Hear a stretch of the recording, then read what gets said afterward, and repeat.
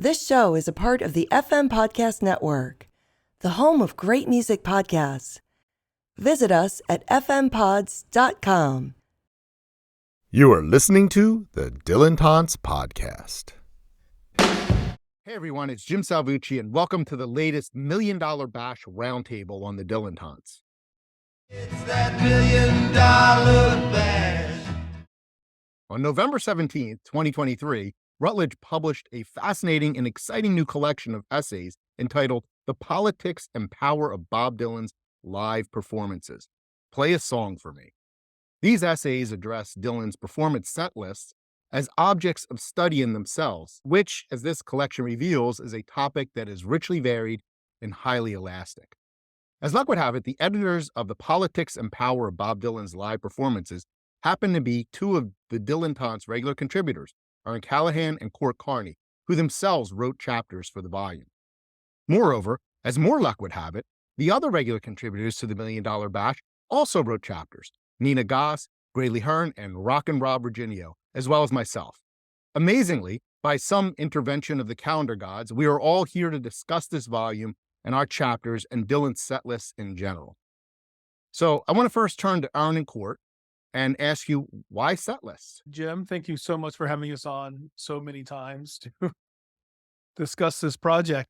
The set list idea is twofold. One, I think all of us on some level who follow Dylan or music, obviously generally, at some point connect to the set list as a sort of an organizing idea. It's an interesting thing to trace when you're looking at shows, and it's also with Dylan something that has its own sort of massive set of ins and outs and curves. I will say I saw the National the other night, excellent as usual, and two separate people had the set list from the previous show pulled out on their phones right in front of me. This is a non-yonder bag experience. And they had their phones out looking at the set list from the previous night. And the National are interesting because their set lists do vary night to night within the realm of believability.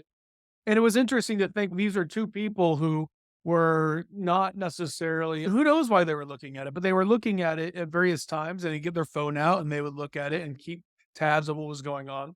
And it was just a reminder just how these things have become ingrained. And I think the setlist.fm, who I don't know the individual history of, there was at one point, Erin and I were talking about maybe digging into the history of that, and we never really bit that piece of the story off. But it was just this idea of like how this becomes a resonant way of appreciating the show. And then as scholars, as historians, as critics, it's interesting to go back and see what the long narratives can be made out of that. So that's the one piece. And then the other piece I'll let Erin talk about, but that was more directly related to some work that she had done. Thanks, Court. And again, thanks, Jim, for having us on so many times. I echo Court in that sentiment. So Jim, Nina, and I met in December 2018 in France, and Nina had this fantastic idea for us to present at the World of Dylan, which we did, and I'm grateful for that. And that's where I met Graylee and Court, and then Rob, you weren't there, but we were talked about quite a bit. And at that conference, I had an idea before the December conference, and I was at a Dylan show that the set list was really dark, and I saw this voice going through, similar in the way that Graylee examines in his book on Time Out of Mind and also his chapter in our book, that there was this kind of voice that was echoing some sort of modern anxiety, and I wanted to write that paper. And then when Court and I met in May 2019, we became fast friends, and we attended a conference in San Diego together where I presented a shell of the paper that's in the book, and Court had the hindsight or the wisdom enough, not hindsight, the wisdom enough to say, I don't think set lists have been looked at in this way. We should do a book. Do you want to do a book together? And I said, sure. And I think that it was good because it really gave us, as I've said in other interviews, focus away from the pandemic, which Nina kind of covers in her chapter as well, that we were stuck in suspension during that time and really focused on the crisis outside. And he contacted me and said, do you want to work on it now? And that's how we got the ball rolling. And we had really thought about maybe co-authoring a monograph on it, but we're really grateful that we didn't, that we have all these wonderful contributors that have given voice to different things that interest them and shared their insights into the set list. Great, thank you. So, in these essays, we have Dylan's performances treated as conversations, as play cycles, as interpretable texts, as splayed anthems, as thematic narrative, and as a collective experience imbued with meaning. The chapters are arranged chronologically, and Court had the first one, so we'll start there with chapter 1. Court, your chapter is Bob Dylan, Woody Guthrie, and the Implications of the Past, a case study. What drew you to Dylan's Woody Guthrie connection starting in the 60s and then extending well beyond that? Yeah, there's a couple of pieces to this as well. One thing is I do a lot of work with Woody with a teaching research group that I've been a part of that comes out of COVID as well. So all of these silver linings of staying at home. But working with the Woody Guthrie people and the Woody Guthrie Center, I had really connected to that story. And I also published an article on the January 68 Carnegie Hall show, which is Bob doing his version of Woody, which I still think is a fascinating story.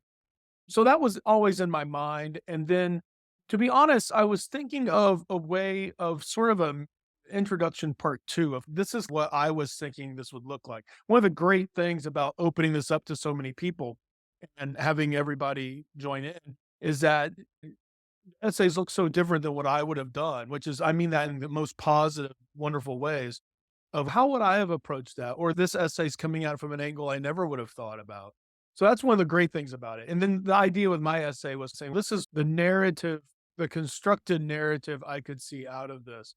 And since you had us on very recently, I will not go through, and to give time to others, I will not go through all parts of the piece. But I will say this, thinking about this project again, as we have so fortunately been able to do, I went back and listened to Song to Woody from 2002, which is the final time he played it.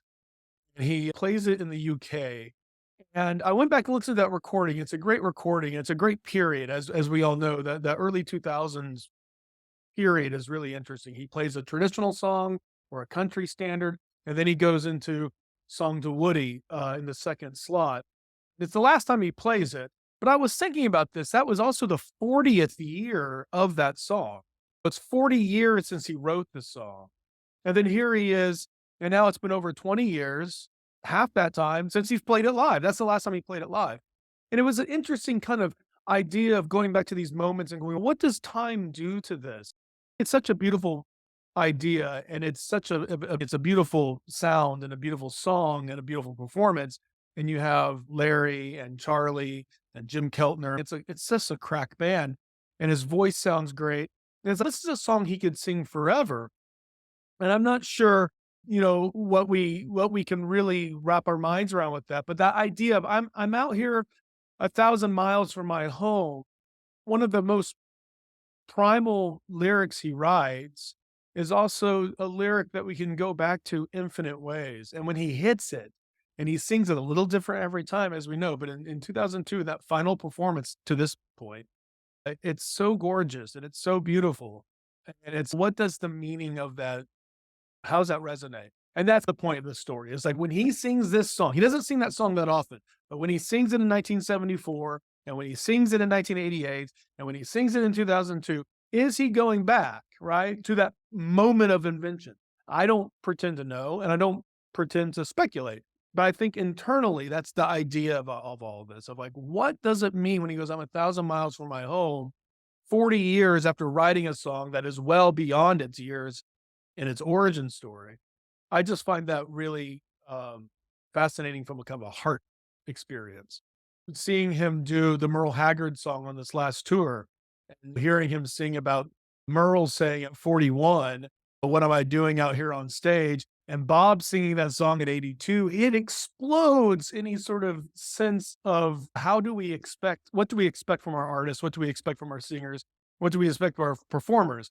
But that idea of being 82 and singing, and then also looking at that other shadow history of 1,000 miles from your home being a constant, I think is fascinating. This is where I'm going to open it up if anybody had any questions or comments for Court. I'll just throw this in because in my Dylan in Cincinnati project, I'm up to the year 2000 when Dylan was playing with Phil Lesh and friends. And this was an outdoor show in Cincinnati. And so Dylan was actually the opening act. As Rob informed me, this was common for outdoor shows because Phil Lesh had a big light show and Dylan did him the courtesy of letting it get dark before his set came on. But Dylan opened that concert with Duncan and Brady, and his second song was Song to Woody. The only time he's ever played that song in Cincinnati. And so, yeah, whatever location he plays that song in, it feels special with the line 1,000 miles from my home and the tribute to his early mentor and hero, Woody Guthrie. But I love, speaking of set list, the idea of starting with an old folk song, a murder ballad, with the refrain, he's been on the job too long, and then going into Song to Woody, which is another kind of reflection of someone who's been doing this for a long time. Even though when Dylan wrote it, he had only been doing this thing for a short time. He's imagining his way into that experience and starting down his own path. But now we get to see him about 40 years further down that road, actually further than Woody ever made it down that road. And so there's another case where the necessity of your book is on display because there is what Dylan does with these songs when he records them. There's how they evolve over time through performance. But then there's that theatrical sensibility of what happens when you juxtapose this song against this song in a certain chronology. So yeah, your focus on Song to Woody sounds great. And looking at it within the context of set list makes it just that more rich and interesting. Court, when he wrote Song to Woody, that moment of transition from Woody Guthrie to young Bob Dylan, all that sentiment of the kind of vaunting humility of the song would be so present and so transparent to the audience in 1962, 1961. And what do you make of the fact that in 2002, it's easy to say that very few people in the audience had a frame of reference for Woody Guthrie, period. What do you make of the vitality of the song in that, given that? Yeah, that's a great question, Nina. And I think the one thing I was thinking when you were talking is that this moment, which is such an old sort of cosmic moment of music, is also written at a time of youthfulness, right? He's very young when he meets Woody for the first time. He meets Arlo. Arlo's 16. These are young men. Right. They're teenagers Right. when they first come into contact. And then he's writing this song, still young. And then it's all about something that is well beyond youth. And I think that's what I was first thinking about. Then how does that is that contradicted? Is it deepened? Is it weathered? But I think you're absolutely right. When there's a version of the song when he starts singing it from an earlier show and the crowd goes nuts. And there's like this moment of like realizing this song. Now, part of it is that's the second song, as Grayley was saying. So he does like a Roy Acuff number. Right. And then it does that. And so there's partly that. But I think it's also a recognition within the Dylan world of this is the beginning, maybe even more so than Woody. That's one way of taking it. I don't know how many people in 2002 were clearly connected to Guthrie. I think that's an interesting question. But I think it connects to Dylan's emergence. And I think him singing that has a certain power to it. More so than maybe even like Blowing in the Wind or some other songs. I think this song in particular is, for my mind, is much more emotional connection to that moment. So we're going to jump, 7 chapters now? We're going to jump over a bunch of really great chapters by some really worthy authors. So make sure you get the book and read it. And we're going to jump to Grayley, who had chapter 8. And Grayley was treating Dylan's performances in San Francisco in 1980. And his essay is entitled The Warfield Cycle, Dylan's Mystery Plays, San Francisco, November 1980. So, Grayley, why these very specific performances in which you treat the set list as a play cycle with religious overtures? When Erin and Court first approached me with the idea for this book, I thought that's a great idea. How is there not already a book out on this? Yes, please do this book. But I didn't immediately think that I had anything to contribute. I was not a huge bootlegs guy by that point. I certainly would not have initially anticipated writing about that second Warfield residency. I knew it somewhat. I knew it because of the one and only live performance of Caribbean Wind, one of my favorite Dylan songs ever, the live debut of Groom Still Waiting at the Altar. I'd heard some of the Mike Bloomfield stuff from that, I guess his last live performance, certainly with Dylan. But I didn't know a lot about that residency. But actually, I think what led me in this direction was re-encountering that quote, and I should pull it up on screen so I can quote it correctly.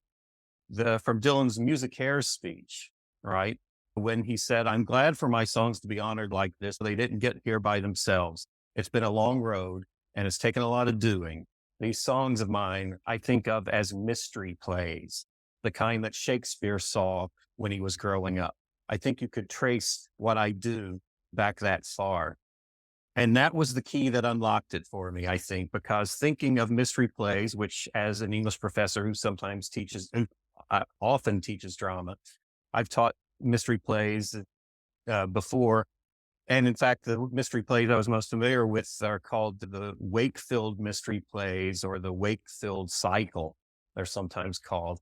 These are plays that are little miniature reenactments of key scenes from the Bible, and individually and collectively have a kind of spiritual instructional element to them, and a sense of renewing the faith and commitment of audience members. And I started to think, yeah, if you were looking for an example of Dylan's concerts working like mystery plays, you couldn't find a better example than those two Warfield residencies. But I became especially interested in the second one, because there is a case where Dylan is finally starting to reintegrate some of his older, I guess we could say, secular music alongside his newer religious stuff. And I just found that the more I listened to it, the more fascinated I became, because it did feel like it was working, serving many of the same dramaturgical functions as the mystery plays. And then when I thought of the clever play on words of titling mine, not what Bill Graham called it, a musical retrospective tour, which sounds so nostalgic, but instead thinking of it in terms of mystery plays and dramatic arcs over the course of each concert, but then over the course of several concerts in a row, and thought of the title, The Warfield Cycle. Now I had to write the thing just because I love the title so much. But yeah, that's basically how I look at each concert, as having a dramatic through line, a dramatic development. You've got the prologue in half of the concerts where the backing vocalists aren't backing vocalists. They're actually up front and singing by themselves 3 or 4 gospel tunes. And then Dylan comes on stage, and you've got what essentially serves as the first act. Gotta serve somebody, I Believe in You, and Like a Rolling Stone. And even those 3 songs together work in interesting ways, right? Got to serve, it may be the devil or it may be the Lord, but you're going to have to serve somebody. And then he follows it with a song of serving the Lord, I Believe in You. And then a song, it's not exactly serving the devil, but it is a song of making the wrong choices, choosing the wrong path, one that leads to ruin and destruction.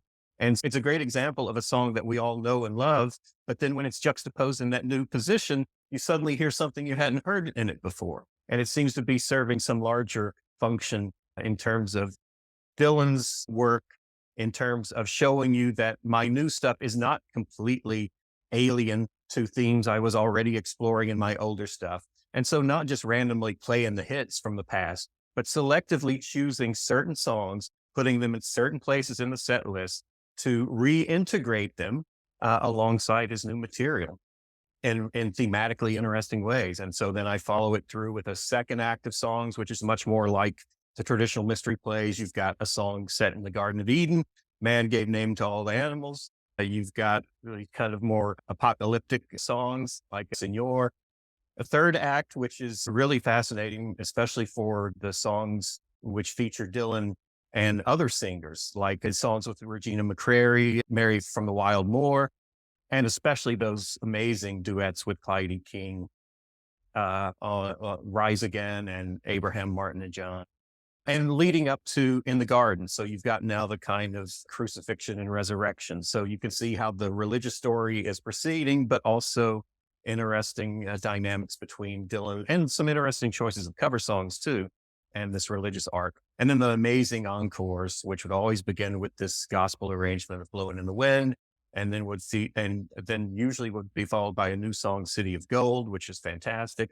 And then some great hits from the past. And you really got a sense at the end of these concerts that there's a lot of love and a lot of enthusiasm in the room, and a kind of renewal of vows really between Dylan and his audience, which had some tension and maybe some rupture in the past couple of years with his Bible thumping fundamentalism during those born again years. But there is a sense, I think, of community renewal, just like in the old mystery plays at work in those concerts. Yeah, it really became a fascinating project in and of itself, but it really has opened a door for me to do a lot more work on live performances than I had ever done before. And so in that sense, really pointed the way toward the Dylan in Cincinnati project, which is my main passion for the last couple years. So thanks, Erin and Court, for opening that door for me, because it turned out there was a lot behind that door.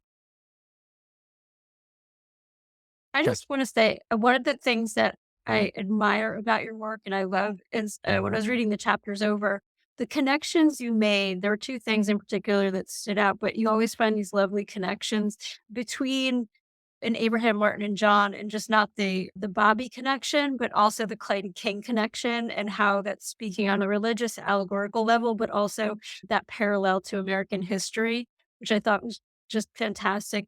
But then you bringing the background singers and into the forefront and making them part of the show equals to, as Gail Wald does in her chapter, but also challenging some of the folks who think they're shrill or who just disregard them. And I thought it really did service to the shows to show that communal effort that you say, like beyond the floodlights, but also on his side of the stage lights, we see that he's really in a sense of community through her chapter. So I thought that was so spot on, really well done. Thank you. Thank you. Yeah, you're right. That sense of kind of communal renewal on multiple levels is being enacted on the stage, and then it's being reenacted across the footlights with the audience, and that back and forth energy circuit they established there. And I have to give credit here to Laura Tencher, because it was her episode as a tribute to Clyde King after the death of Clyde King that really made me start appreciating more the importance and the kind of unfairly dismissive attitude too many people had toward Dylan's collaborations with those singers, Clyde King, probably first and foremost, but a number of others as well. I just want to add that the depth of history in Graley's writing is always so nice to see. And your Substack is worth looking at too, because you do these nice connections. And I'll just add a meta story here is that I love when you say you didn't know if you had anything to add, but then you were the first person to get us a complete draft of an essay.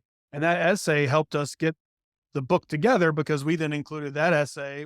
It was A, present, but even more importantly, B, wonderful. And so Graley's essay really is what I think cracked the door open for us to get momentum going. So thank you, Graley, for the essay, but thank you, Graley, for the essay. And thank you, Graley, for all of the things you bring to the Dylan world, which I think is extraordinary. Thank you very much. And before I pass the baton to our next presenter, did you say that the book came out officially on November 22nd, or did I get that wrong? On the 17th, the same day as Budokan. Okay, that's what it was. I wanted it to be the 22nd. It's the Kennedy assassination, but it's also the day that Dylan got married, and it was also the last day of the second residency at Warfield, November 22nd. But 17th, he was playing there too. So my chapter was next, and oddly enough, it happened to cover October 1981, literally 11 months after Graley's chapter. And we plowed a lot of the same ground, but in different directions, I think. So it's quite different. But I actually want to move on to Rob's chapter, number 11. We jump quite a bit and his chapter's entitled Bob Dylan's Splayed Anthems. We jump chronologically somewhat to pretty much the late 90s. And he compares the late 90s to a 1962 performance of A Hard Rain's Gonna Fall, and he tracks those performances across the ages. Now, Rob, you use the lens of poet Nathaniel Mackey's concept of the splayed anthem and the curation of African American music. So tell us, what is a splayed anthem and what brought you to this particular approach? That's a great question. The Splay Anthem is the title of a collection of anthems.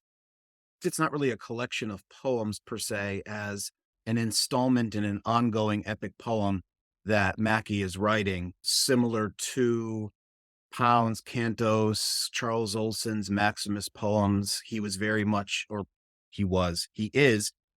influenced by the Black Mountain School of Poets and, of course, jazz. And so those are the two vectors that he's bringing together. I just thought the playful title of the installment in this ongoing epic poem that he's writing, Splay Anthem, of course, from his perspective, is kind of talking a little bit about what Grayley was speaking about in terms of the communal aspect of these musical performances, in that an anthem is meant to unify an audience. When you splay an anthem open, you investigate the ways in which the affecting aspects of music nevertheless are somewhat subverted or undermined by the larger kind of political anxieties surrounding an anthem, right? And the anthem, of course, here is A Hard Rain's Gonna Fall. And so A Hard Rain's Gonna Fall, on the one hand, in the Gaslight recording from 1962, is meant to unify an audience. And yet, if you look very closely at the song, which I do in the chapter, do a close reading of it, questioning the ways in which this pact between the singer of Where Have All the Flowers Gone and the audience listening to that anthem bind together. And Dylan already very precociously in composing the song has in it the seeds of questioning whether this kind of production of a musical form, the anthem, can in fact bind communities. And then, of course, you get his performance in 62, where he tweaks his way of singing the refrain every time to prevent the folks in the audience from making it a sing-along. And I don't know if anyone's familiar with this bit it's a bootlegged, the Robert Shelton Denver Hotel tape, where he and Shelton is recording Robbie Robertson and Dylan hanging out. And I always imagine Shelton and Robertson wanting to go to sleep, but Dylan is still going and going. He decides, hey, I'm going to lay a new song on you. And of course, it's Sad-Eyed Lady of the Lowlands, a little song that you'll whip out and just play on your acoustic guitar. It's crazy. And you can hear Shelton asking about the song, and Dylan is only able to repeat the refrain of the song. But he says in another example of Dylan's brilliant wit, he said, if I ever hear Pete Seeger make this refrain a sing-along, I'm going to come at him with a hammer and a sickle. And it's just a really great comment that every time I hear that, I laugh. And then I think what he was doing in that early 62 performance, where he's got this song that the audience wants to make this kind of collective anthem. And yet within it, 10,000 talkers whose tongues were all broken, the sense of communication and the ability to create a kind of unified culture is critiqued. And then, of course, the 1999 performance is interesting because I look at a series of shows, Bogart's in Cincinnati, for example, that Grayley was able to be there. I'm so envious because I love 1999 and I love those shows. He was playing with Paul Simon on tour, and Simon gave a kind of nostalgic 60s jukebox version of his songs. He did a professional job. Dylan, of course, couldn't stop.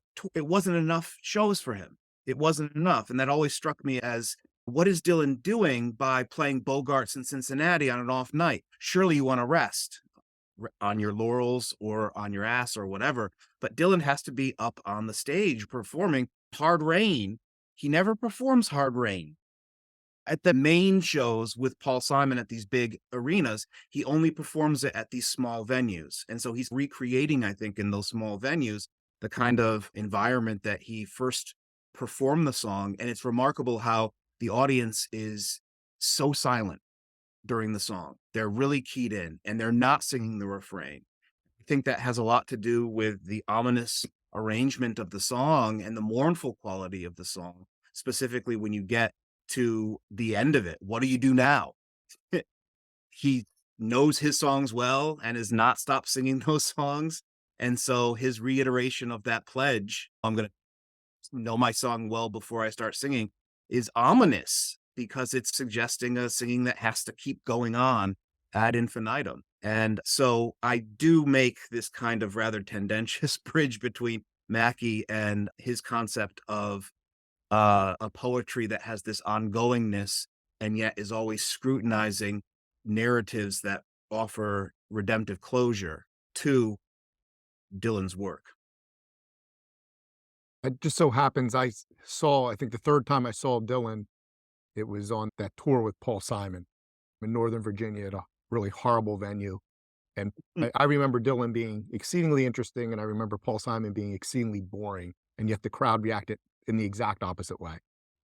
Yeah, that's a good point, right? The inscrutability that we like to see. You're right. That was the era of Dylan's changing his set lists every single night. That in my chapter, I argue presages what's going on in Love and Theft, where we've already mentioned in Court's discussion here, the folk songs that he begins the set list with, and then he's got the acoustic set and the electric set, but it's changing every single night.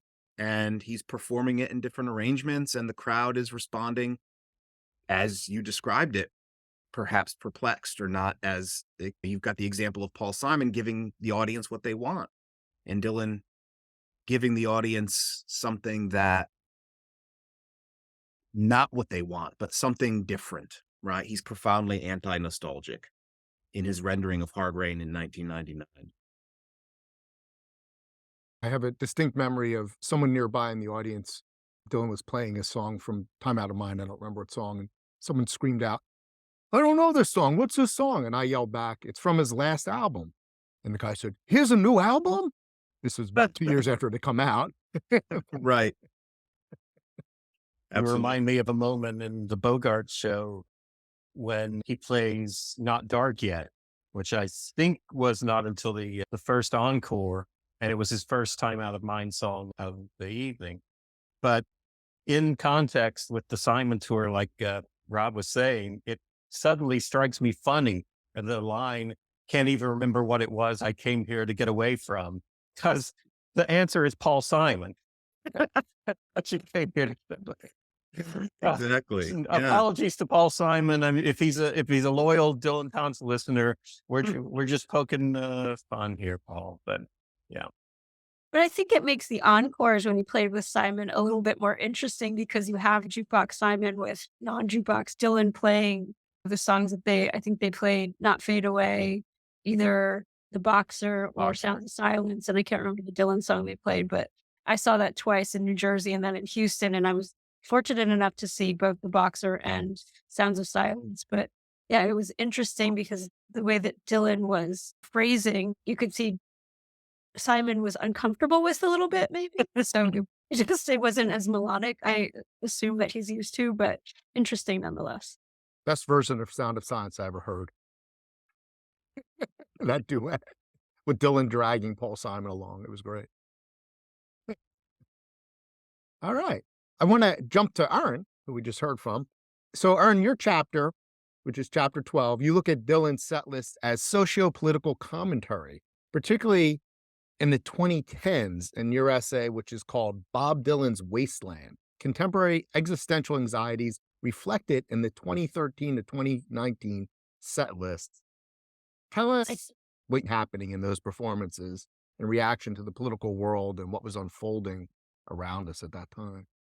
I think it's an extension of the idea that he gave us in Chronicles, where he talks about his post-World War II, his atomic anxiety about growing up as a kid and not knowing that, or knowing that at any moment the world could just end. And so I feel like when I was at that concert with my parents on October 14th, 2018, I knew what the set list was, but then hearing it, I saw this sort of thread going through that it was this one nervous Prufrockian character.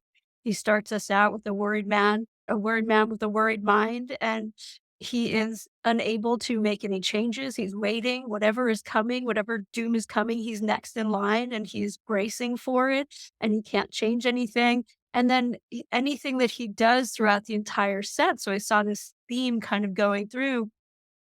He can't, he, his love is unrequited, unfulfilling, or he just wants to get away from it, unsatisfying. Right after the 2016 election, this is when once I started to look at that set list as it was, there's a master list of the songs through the repetition. I thought he was reinforcing this theme of contemporary anxiety.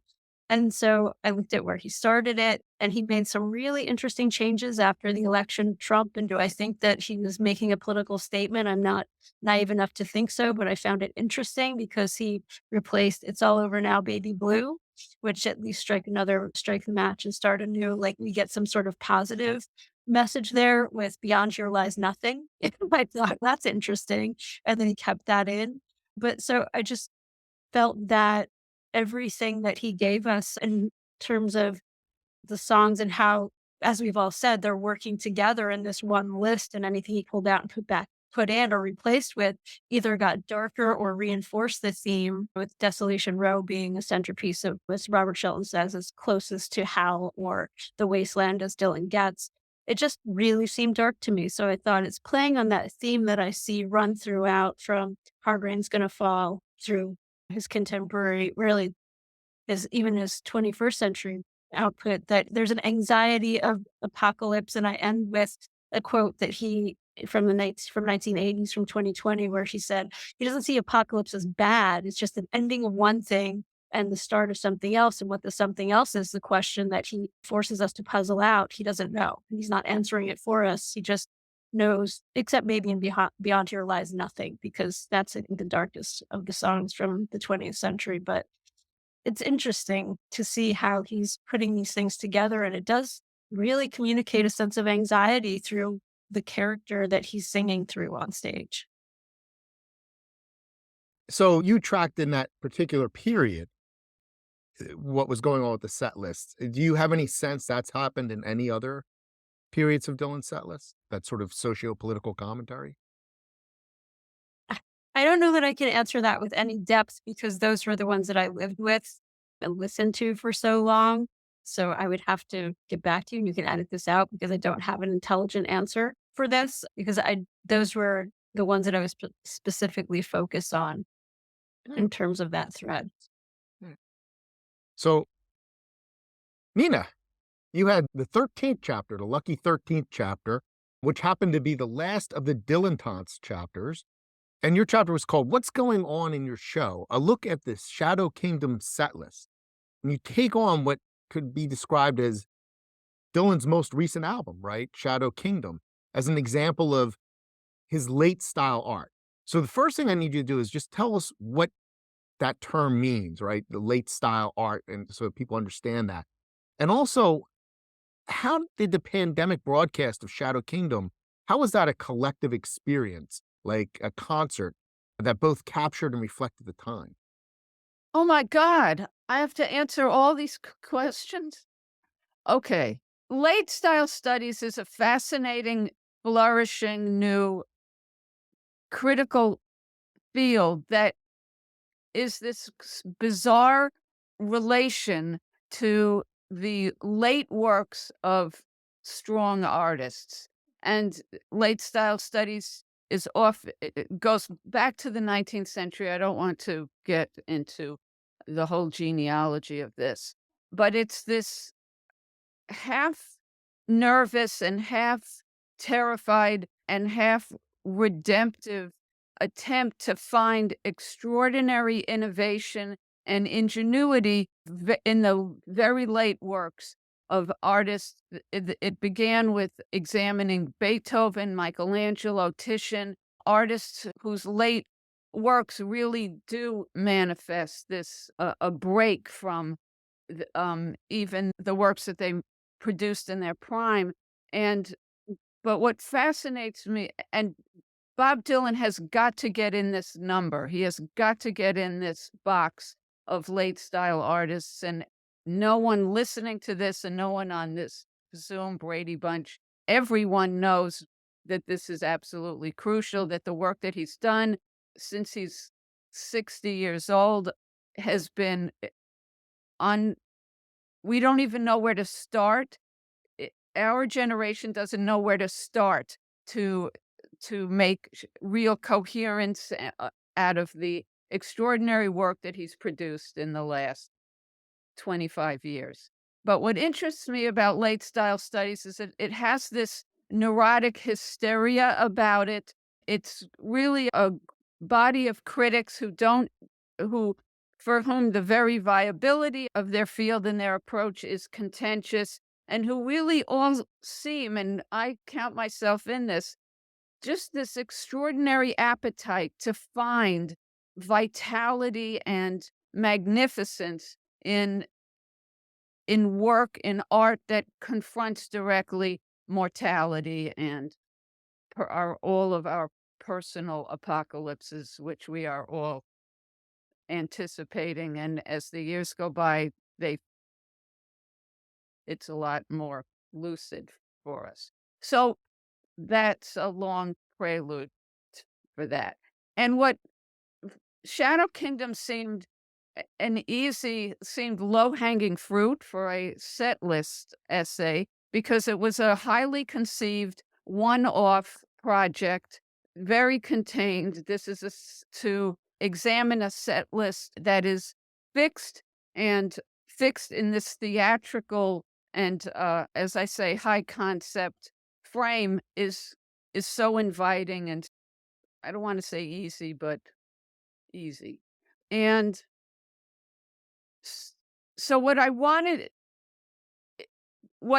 first struck me in the sense of relation and Shadow Kingdom is while I sat right here in this, where I'm sitting right now with this very computer, and waiting for you pay your $25, and I'm sure you all remember waiting for this thing to start. On the right-hand side of your screen is all these cascading messages from people all over the world waiting for this thing to start. And they're also, maybe he'll do Oxford Town. Maybe, I hope he does Blowing in the Wind. I can't, this tension and fraught and excitement that just transmitted off the screen in these typed messages from people all over the world who are waiting for a pre-recorded hour-long video that you paid $25 to see. And not only pre-recorded, but it's all synced. All the music and the vocals are all synced. You're waiting for this completely contrived, artificial, non-event. And it just, that sense of anticipation, of cutting through the torpor and the inertia and the death in life of pandemic life, that seemed to inform the whole experience of Shadow Kingdom. And it wasn't hard to find that narrative through the songs themselves. What I write in the paper is the Shadow Kingdom set list showcased what have always been Dylan's preoccupations. How does the past erupt into the present? How can desire distance people or close that distance? Why do Dylan's own invented wonderlands trap him? How can a song address and manifest an absent other, including the listener? But Shadow Kingdom triangulated these familiar concerns with theatrical tableaus and our own historical moment of inertia, alienation, and futurelessness. I felt that it is possible to say that we can impute anything. The songs are so inexhaustible. We can impute any narrative and any frame and any coherence that we want to any set of Bob Dylan songs. There's no end to what we can weave out of any set of songs. And I have to I have to accept that. But at the other hand, it felt very moving to find in these songs these webs of alienation, of desire, of distance, of timelessness in terms of futurelessness. It felt like a very moving project for me to re-narrate the set list in this fashion, in the frame of the pandemic, life and death, as we put it. Nina, would it be safe to say you talk about one of the things that we're talking about here is set lists, and these are things all of us have spoken about, the kind of intentionality behind the Right. self-curation of these set lists. Hearing you describe your chapter here, then, is it safe to say, and I think the answer is yes, that Dylan is not interested per se in curating his legacy as much as he is in reconfiguring his body of work to fit, like Erin was talking about and you were talking about, to be a response to the current Yeah, moment that we're in. exactly. Because it's to see Wicked Messenger and To Be Alone with You performed together in this ridiculous tableau of people who do not seem aware that they are at a Bob Dylan concert. And to see that there is no conceivable way that you can accuse Bob Dylan of, again, as we say, of nostalgically reminding us of his canon. That's just when Forever Young and When I Paint My Masterpiece, these two songs are such contrasts in persona, in the sense of what it means to exist in time, what it means to address a listener. There's just such extraordinary incompatibilities, which is a word I use a lot about Bob Dylan, but there's extraordinary, and somehow he makes all of this an appeal to us to experience more fully the sense of alienation and timelessness that the pandemic manifested for all of us. And I find that makes Shadow Kingdom a fascinating artwork, and not just a fascinating, another fascinating step in the Bob Dylan journey. I think it has a richer frame to it than. I love how well-versed and academic your work is, obviously. I'd be remiss if we didn't say that Rob and Nina, y'all were on a panel together recently, and those papers were so altering in terms of how we approach your two topics. But I also love how you connect the emotion of it, like the emotional. And I think as I go down the road, 1,000 miles from my home, I feel like I'm more comfortable with playing with that and stepping aside sometimes of the analytical and say, this is fucking moving. And what he's doing is touching and it's interesting. So I love that. What I will say is that Nina, and as the behind the scenes, Nina and Laura Tinscher both wanted to work on Shadow Kingdom, and they both delivered very different essays. And I think that's a really wonderful way of how different people do different things. And they're not like, oh, this is part two. And they're very different. And it's really engaging. Jim, you and Grayley don't quite cross paths, but you're so close to each other, yet very different essays, very wonderful moments. Rob, you're by yourself in this. You are. You're alone, Rob. No one really goes. No one goes where you go.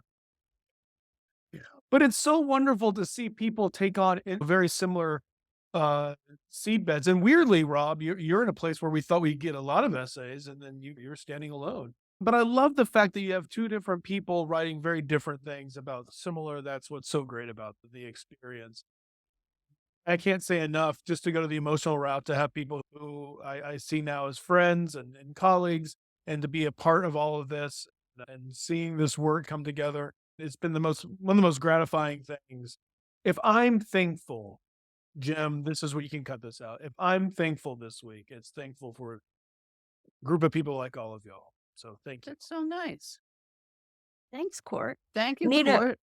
one of the things one of my favorite passages, I love that you use Ball's vocalization. That was just pure genius to describe the way that the songs are working. But I did feel knowing you personally, to riff off what Court was saying, when you wrote that the folks in Shadow Kingdom don't realize they're at a Bob Dylan concert, that just struck me as being so to the core of who you are. In essence, like when you said, once you've sat in first row, even the second row isn't enough. And That's just, so true.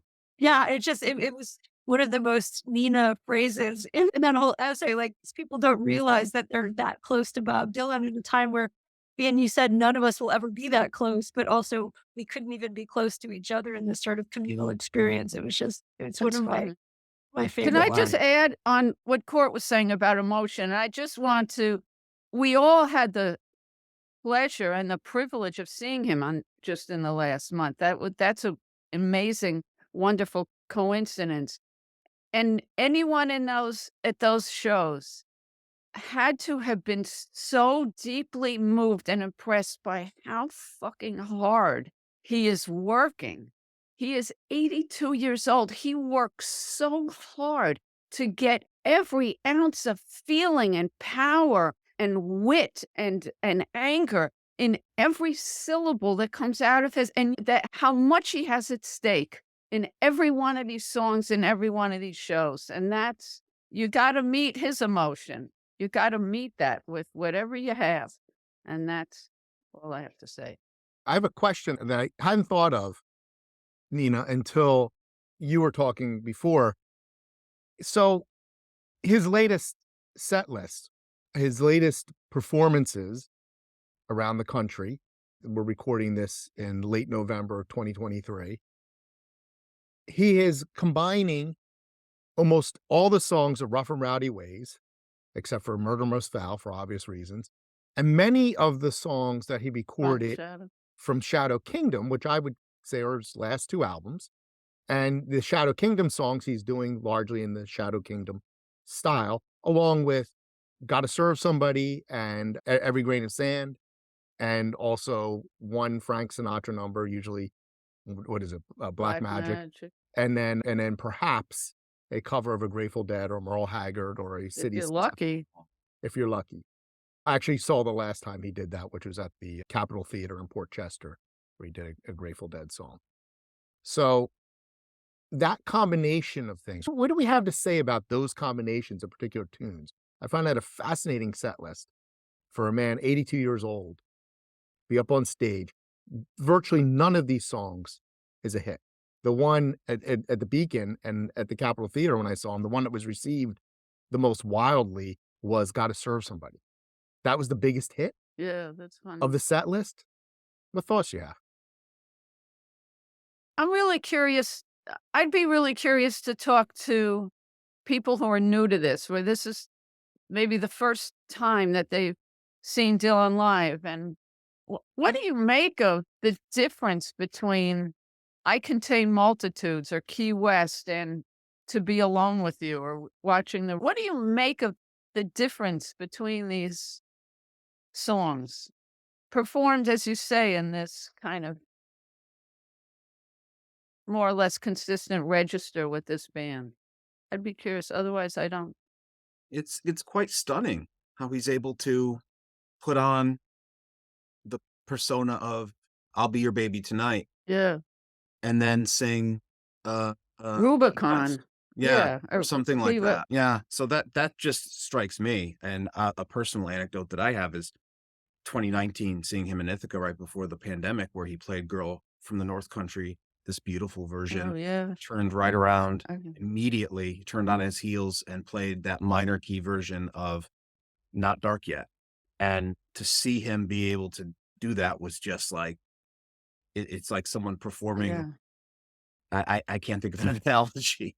The switch there, Yeah. register and performance. So this is something that I think, for me at least, is enjoyable about the set list is that he's got right now, is to see him not effortlessly, because he is working up there on the stage. You're right, Nina, but to see him kind of work at making this switching from one persona to another, which leaves you in this interesting space. He's not this singular figure for you to pin No. down.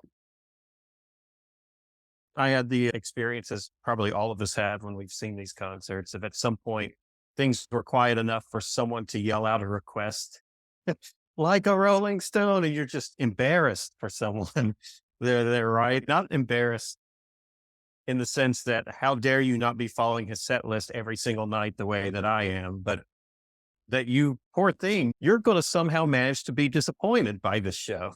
And this show is the most amazing performance I've ever seen, for reasons like Nina just described, that he is investing so much of himself in these songs.